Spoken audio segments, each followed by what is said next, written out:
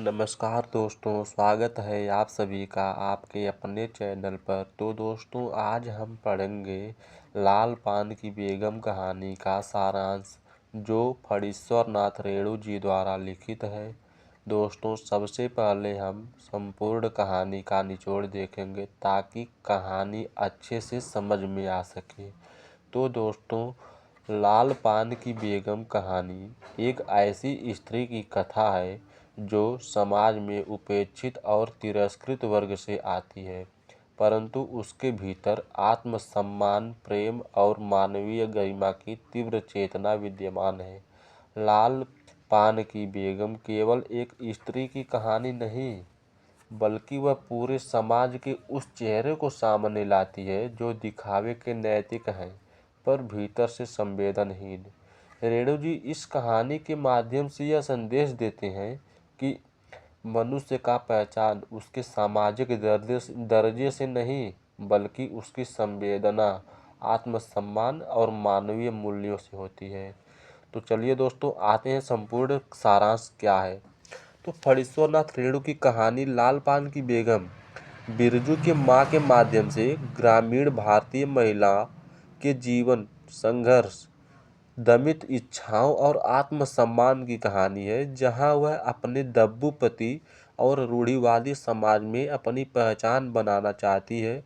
लाल पान उसके साहस और स्वतंत्रता का प्रतीक बन जाता है, जो जीवन को उस उत्सवपूर्ण बनाने की उसकी चाहत को दर्शाता है। यह कहानी स्त्री विमर्श, सामाजिक रूढ़ियों पर प्रहार और एक स्वाभिमानी स्त्री के स्वप्निल जीवन की मार्मिक प्रस्तुति है। अब दोस्तों देखेंगे सबसे पहले कि कहानी का सार। तो इसके मुख्य पात्र कौन है? तो कहानी के मुख्य पात्र बिरजू की माँ है, एक स्वाभिमानी और प्रगतिशील महिला जो अपने दब्बू स्वभाव का और सीमित दुनिया से अलग जीवन में कुछ उत्साह और आनंद चाहती है। नामकरण। इस कहानी का लाल पान की बेगम कहानी का नाम क्यों पड़ा? तो उसे लाल पान की बेगम इसलिए कहा जाता है क्योंकि वह लाल साड़ी पहनना, श्रृंगार करना और जीवन को उत्सव की तरह जीना चाहती हैं, जो उसके भीतर की बेगम रानी को दर्शाता है। संघर्ष। वह पुरानी परंपराओं और पितृसत्तात्मक समाज की जंजीरों से बंधकर नहीं रहना चाहती।